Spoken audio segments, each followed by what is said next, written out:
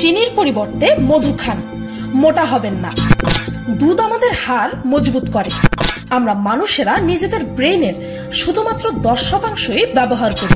মানুষের 5টি ইন্দ্রিয় আছে। আরো এরকম অনেক কথাই আছে যা আমাদের সমাজে প্রচলিত আছে। আর এই কথাগুলো আমাদের অশিক্ষিত হতে শুরু করে শিক্ষিত সমাজের মানুষেরাও শতভাগ সত্য বলে জেনে এসেছে। কেননা অনেক বই পুস্তকেও এই কথাগুলো লেখা হয়েছে। কিন্তু মনে রাখবেন, বিজ্ঞান প্রতিনিয়ত নতুন নতুন তথ্য আবিষ্কার করে চলেছে। তাই যে তথ্যগুলো 10 থেকে 20 বছর আগে পর্যন্ত সত্য মানা হতো, তার মধ্যে অনেক তথ্যই আজ অলরেডি মিথ্যা প্রমাণিত হয়ে গেছে। আর পিনিক পায়ের আজকের ভিডিওটিতে আপনাদেরকে জানাবো এমনই কিছু বৈজ্ঞানিক তথ্য সম্পর্কে যা আপনারা এতদিন সত্য বলে মেনে আসলেও এগুলো অলরেডি ভুল প্রমাণিত হয়ে গেছে। 10 মাসের প্রেগন্যান্সি। 10 মাস 10 দিন তোকে পেটে ধরেছি, আজ এই দিনটা দেখার জন্য। এই ডায়লগটা নিশ্চয়ই শুনেছেন। আমরা বেশিরভাগ মানুষই বিশ্বাস করি যে প্রেগন্যান্সি 9 থেকে 10 মাসের হয়ে থাকে, কিন্তু আজকের এই দিনে এই তথ্যটি আর প্রযোজ্য নয়। আজকাল এই বিষয়ে মানুষের জ্ঞান আর ইনফরমেশন অনেক বেশি বেড়ে গেছে। প্রতিটা প্রেগন্যান্সি ডিফারেন্ট। ইনফ্যাক্ট সারা বিশ্বে মাত্র 5% শিশু ডাক্তারের নির্ধারিত ডিউ ডেটে জন্ম নিচ্ছে। অর্থাৎ 10 মাস 10 দিনের প্রেগন্যান্সি অলরেডি মিথ্যা প্রমাণিত হয়ে গেছে। ওজন বেশি হলেই আনহেলদি। হেলদি হওয়ার অর্থই হচ্ছে ওজন কম হওয়া বা চিকন হওয়া, আর মোটা হওয়ার অর্থই হচ্ছে মানুষটা আনহেলদি বা অস্বাস্থ্যকর। এমনটাই তো বলা হয়ে থাকে, তাই না? যদি আপনারও শরীরের গঠন অনুযায়ী ওজন বেশি হয়ে থাকে, অর্থাৎ যদি আপনি স্বাস্থ্যবান হয়ে থাকেন, তবে আপনিও নিশ্চয়ই একটি হেলদি জীবনযাপনের জন্য জীবনে কখনো না কখনো এক্সারসাইজ করার কথা একবার হলেও চিন্তা করেছেন। তবে জেনে রাখুন, এটা জরুরি নয় যে সকল মানুষের স্বাস্থ্য বেশি তারা সবাই আনফিট হবে। তাই এমনটা ভাবার কোনোই প্রয়োজন নেই যে মোটা হওয়ার কারণে আপনি আনফিট বা unhealthy. In fact doctor Steven Blair ও তার টিমের একটি রিসার্চে জানা গেছে যে সকল মানুষেরা ওভারওয়েট হওয়া সত্ত্বেও রেগুলারলি এক্সারসাইজ করে, তাদের মৃত্যুর হার নর্মাল একজন স্ট্যান্ডার্ড স্বাস্থ্যের মানুষদের চাইতে অর্ধেক। অর্থাৎ মোটা হওয়া সত্ত্বেও যদি আপনি এক্সারসাইজটা রেগুলারলি চালিয়ে যান, তাহলে আপনি একজন নর্মাল দেহের মানুষের থেকে দ্বিগুণ সময় বাঁচবেন। এর চান্সেস অনেক বেশি। একজন মানুষকে হেলদি বা আনহেলদি বলার জন্য ওজন নয়, বরং বিএমআই অর্থাৎ বডি মাস ইন্ডেক্স যাচাই করা উচিত। অর্থাৎ তার উচ্চতার সাথে ওজনের হিসাব করা উচিত।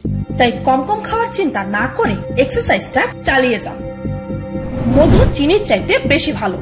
মধু একটি ন্যাচারাল সুগার, তাই সুস্বাস্থ্যের জন্য অনেকেই চিনির পরিবর্তে মধু খাওয়া শুরু করে দেয়। কিন্তু জেনে রাখুন, মধুর মধ্যে চিনির তুলনায় বেশি ক্যালোরি আছে। 1 চামচ চিনিতে 49 ক্যালোরি আছে, যেখানে 1 চামচ মধুতে 64 ক্যালোরি আছে। যদিও অল্প পরিমাণ মধু স্বাস্থ্যের জন্য অত্যন্ত উপকারী হয়ে থাকে, কিন্তু বেশি পরিমাণ মধু খেলে আপনার শরীরে মেদ বৃদ্ধি হতে পারে, আপনি মোটাও হয়ে যেতে পারেন। মেডিকেলে হিসাব করলে মধু চিনির মতোই ডেঞ্জারাস। আর অতিরিক্ত মধু খাওয়ার ফলে ডায়াবেটিস, হার্টের রোগ, এমনকি লিভারের সমস্যাও দেখা দিতে পারে। ঠান্ডা ওয়েদারের কারণে ঠান্ডা লাগতে পারে।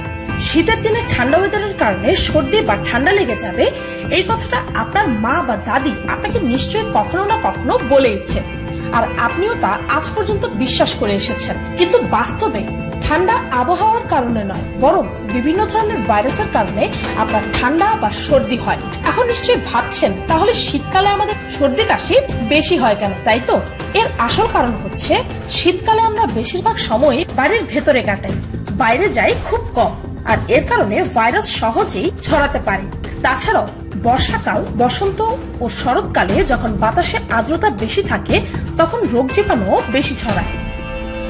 আমরা গড়ে নিজেদের মস্তিষ্কের মাত্র 10% ব্যবহার করি। এই কথাটি নিশ্চয়ই অনেকেই অনেকবার শুনেছেন। এমনকি এই তথ্যটিকে সত্য প্রমাণিত করার জন্য অনেকেই এও বলে থাকে যে অ্যালবার্ট আইনস্টাইন 10%-এর চাইতে কিছুটা বেশি পরিমাণ ব্রেন ইউজ করতে পারতেন, আর তাই তো তিনি এত ইন্টেলিজেন্ট। আপনিও শুনেছেন নিশ্চয়ই এই কথাটি। কিন্তু যদি আমি বলি যে এই তথ্যটি আসলে ভুল, আসলে এই কথাটি শুধু আমি বলছি না, বরং শত শত সায়েন্টিস্টদের অনেক বছরের রিসার্চে জানা গেছে যে একটি মানুষ তার জীবনকালে নিজের অলমোস্ট 100% ব্রেইনে ব্যবহার করে। আমাদের প্রতিটা সচেতন ও অবচেতন কাজের মূল কন্ট্রোলারই হচ্ছে আমাদের ব্রেইন। আর মাত্র 10% ব্রেন আমাদের বডির কোটি কোটি কাজ কখনোই একসাথে করতে পারত না। অ্যামেজিং ফ্যাক্ট, তাই না? সিমস লাইক আপনার চিন্তার চাইতেও আপনি অনেক বেশি ইন্টেলিজেন্ট।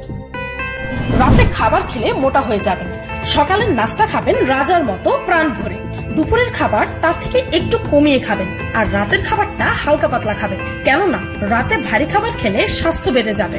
এই ধরনের কথা নিশ্চয়ই আপনি অনেকবার শুনেছেন, কিন্তু এখন আর এসব কথার বেল নেই। ওয়েট গেইন হচ্ছে আপনার প্রতিদিনের এক্সারসাইজের সাথে ডিরেক্টলি প্রপোর্শনাল, অর্থাৎ সরাসরি সমানুপাত। দ্য ইউএস ডিপার্টমেন্ট অফ এগ্রিকালচারের ওয়েট কন্ট্রোল ইনফরমেশন নেটওয়ার্কের একটি রিপোর্ট অনুযায়ী মোটা হওয়া বা শরীরে মেদ বাড়ার সাথে খাবার খাওয়ার সময়ের তেমন কোনো কানেকশনই নেই, বরং আপনি কি পরিমাণ খাবার খাচ্ছেন আর তার অনুপাতে প্রতিদিন কি পরিমাণ এক্সারসাইজ করছেন তার উপর ডিপেন্ড করে আপনার শরীরে মেদ জমবে কি না। তাই রাতে মন খুলে খেতে পারেন, কোনো সমস্যা নেই, কিন্তু হ্যাঁ, পরদিন সকালের এক্সারসাইজটা মিস করবেন না যেন। এতে আপনার শরীরও ফিট থাকবে, আবার আপনি আপনার পছন্দের খাবারগুলো যে কোনো সময় খেতে পারবেন। দুধ আমাদের স্বাস্থ্যের জন্য ভালো, কি এটাও মিথ্যা? তার মানে কি দুধ আমাদের স্বাস্থ্যের জন্য ক্ষতিকারক? বেশি বেশি দুধ খেলে আমাদের হাড় মজবুত হবে আর আমাদের শরীরে ক্যালসিয়ামের ঘাটতি। এই কথাগুলো তো আমরা ছোটবেলা থেকে অনেকবারই শুনেছি, কিন্তু জেনে রাখুন এই তথ্যটিও আসলে ভুল। হার্ভার্ড নার্সেস হেলথ স্টাডির সাম্প্রতিক একটি রিসার্চে জানা গেছে যে মজবুত হাড় বা শরীরে ভিটামিন ডি বা ক্যালসিয়ামের কমতি পূরণের সাথে দুধের কোনো কানেকশনই নেই। ওয়াও, বিরাট শক লাগলো। কিন্তু হ্যাঁ, অন্যান্য দিক হিসাব করলে দুধ আমাদের স্বাস্থ্যের পক্ষে ভালো, কিন্তু কিছু কিছু দিক আছে ক্যালসিয়াম ও হাড় মজবুত হওয়ার এই তথ্যগুলো ভুল। মানুষের মধ্যে 5টি সেন্সেস অর্থাৎ মানুষের 5টি ইন্দ্রিয় আছে। কি রে ভাই, মানুষের 5টি ইন্দ্রিয় আছে এটাও মিথ্যা? প্রথমবার এই কথাটি শুনে আপনাদের মতো আমিও এতটাই অবাক হয়েছিলাম। বিশেষ করে হলিউডের সিক্স সেন্স মুভিটি যে যে দেখেছেন তারা তো নিশ্চিত যে মানুষের 5টি ইন্দ্রিয়ই আছে। ইনফ্যাক্ট অনেক বইয়েও এই তথ্যটি লেখা আছে, কিন্তু বিজ্ঞান প্রতিনিয়ত নতুন নতুন ইনফরমেশন আবিষ্কার করে চলেছে, তাই সময়ের সাথে সাথে পুরনো শিক্ষাগুলোকে আপডেট করা দরকার। আপনি জানলে অবাক হবেন যে মানুষের মধ্যে আরো 20টি এক্সট্রা সেন্সেস অর্থাৎ আরো 20টি এক্সট্রা ইন্দ্রিয় আছে। একটি সাম্প্রতিক রিসার্চে জানা গেছে যে মানুষের এই এক্সট্রা ইন্দ্রিয়গুলোর মধ্যে নার্সিসেপশন অর্থাৎ ব্যথা অনুভব করার ক্ষমতা, ইকুইলিব্রিওসেপশন অর্থাৎ সমবস্থান বা ব্যালেন্স করার ইন্দ্রিয়, আর থার্মোসেপশন অর্থাৎ তাপমাত্রা অনুভব করার ইন্দ্রিয় অন্যতম। তাছাড়াও আরো একটি নতুন সেন্স বুলোসোসেপশন অর্থাৎ ফেক নোজ সেন্সিটিভিটি সেন্সটি সাম্প্রতিক ইউএস এর একটি রিসার্চে পাওয়া গেছে। অন্ধ মানুষেরা কিছুই দেখতে পায় না। যদি আপনি এটি বিশ্বাস করে থাকেন যে অন্ধ মানুষেরা আসলে কিছুই দেখতে পারে না, শুধু অন্ধকার দেখে, তবে জেনে রাখুন এই কথাটি মিথ্যা। বাস্তবে বেশিরভাগ অন্ধরা অন্ধকারই দেখতে পায় না। অন্ধ মানুষেরা কিছুই দেখতে পায় না এমনটা ভাবা ভুল। এমন অনেক অন্ধ মানুষই আছে যারা একেবারে অন্ধকার দেখে না, বরং কিছু আবছা প্যাটার্ন ও আকার এমনকি আউটলাইনও দেখতে পায়। কি বুঝলেন? বেশি বেশি লবণ খাওয়াটা অস্বাস্থ্যকর। ওজন কমানোর জন্য লবণ খাওয়া কমাতে হবে, ব্লাড প্রেশার ঠিক রাখার জন্য লবণ খাওয়া কমাতে হবে। এই দুটি কথাই মোটামুটি আমরা সবাই জানি, কিন্তু যদি আপনিও এই দুটি কথার সত্যতা নিয়ে কখনোই কাউকে প্রশ্ন না করে থাকেন, তবে এটাই সময় সত্য জানার। কিছু রিসার্চ অনুযায়ী শরীরের এমন কিছু সমস্যা আছে যার নিবারণের জন্য আপনার খাবারে লবণের পরিমাণ বাড়াতে হবে।